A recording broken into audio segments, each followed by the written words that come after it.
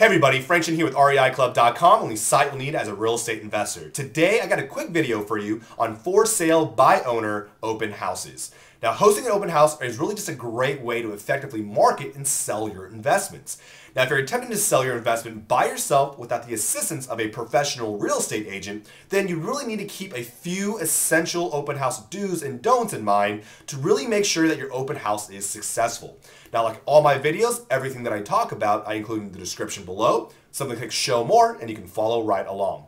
So let's go ahead and dive right on in. What are some essential do's that investors should pay attention to? Well, if you're one of those people who have additional furniture laying around or have things in storage, it's a good time to pull those out and start staging your investments. It's a good way to utilize those things. Now, I would recommend not to use anything too nice because, regardless of where your property is, it's not 100% secure because, well, you're not there and you may not have a security system, okay? Now, next, you want to create as much interest as possible in the property, maybe through advertising and marketing before your open house, and make sure you are completely prepared to answer any questions about the property, maybe the neighborhood, or any surrounding businesses, okay? Also try to make sure that your open house visitors are as comfortable as possible. Think of maybe serving snacks, refreshments, bottled water, soda, maybe a tray of cookies. It makes them feel warm when they first walk in, okay? It leaves a good impression in their mind. Make sure you have printed flyers for potential buyers to take with them. Maybe it has the list price, maybe some few pictures on there, as well as bullets highlighting some of the major updates that you've made to the property. You also want to make sure that you have a guest log to record everyone who comes into the property, and that way you have the contact information and when it's time to follow up with them. You also want to have available as much detailed information as possible. You should be able to get information on area schools, demographics, surrounding businesses, and anything else that you can pretty much find online for free that you can print out and use as for yourself or create informational pamphlets to hand out to your potential buyers. You also want to let your neighbors know about your open house, and that way they can kind of coordinate with you so they're not holding like these huge yard sales, garage sales, because it may hurt the curb appeal, but also they may, talk to their friends, families about your open house, people who may be interested in that area to generate some more foot traffic for you.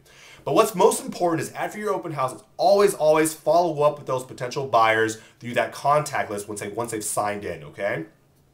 Now let's go ahead and dive right into some of the don'ts. Now, when you first list your property as a for sale by owner, you will be contacted by real estate agents who are wanting to list it in the MLS. Now, until you fully try to do this on your own, I would recommend just to hold off on that. Now, if they're offering to list it at a reduced commission, say 1%, maybe 2%, then maybe you want to consider that as a possibility. But as of now, unless you fully tried, once again, hold off. Another thing is, during your open house, don't be pushy and try to hard sell visitors, okay? You may come off as desperate. Now, if you've done the research and you've listed it at the right price, you've done the necessary rehabs, then more than likely the property will sell itself. You're really just there to ask if they have any questions, okay? You also don't want to make any on-spot commitments or sign any agreements without taking the time to discuss and think it over, okay? There's also additional research that you need to do prior to committing to any contract. Also, don't make any guarantees or warranties you are unsure of because they will come back to bite you in the butt. And of course, don't hide information, okay? If it's not in perfect condition or you have plans to make it better, before the buyer moves in, let them know, okay? Because withholding information creates liability for you, which is not good, okay? Now understand, guys, when you decide to sell your home without a realtor, an open house is just a really great way to kind of attract potential buyers and receive multiple offers. Many homeowners use a realtor because it allows them to take a really hands-off approach, but by putting in some extra effort and doing it yourself, you can really avoid paying some hefty realtor commissions, which can quickly decrease your overall profits. Now again, guys, this is Frank Chen with REIClub.com providing you with some quick tips.